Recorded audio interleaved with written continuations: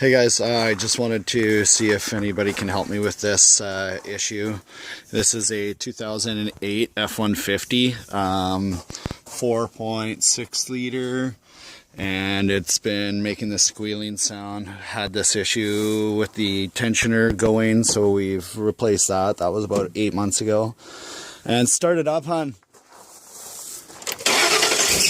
So I disconnected the belt, and this is the sound. You just give it a little, yeah, that's enough.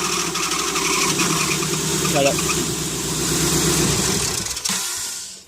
So as you can see, that's the sound it's making. I've disconnected the belt to kind of isolate the fact that it was kind of coming from the engine. And any help would be much appreciated. I gotta kind of fix this. I live remotely, so gotta get this done. Thanks.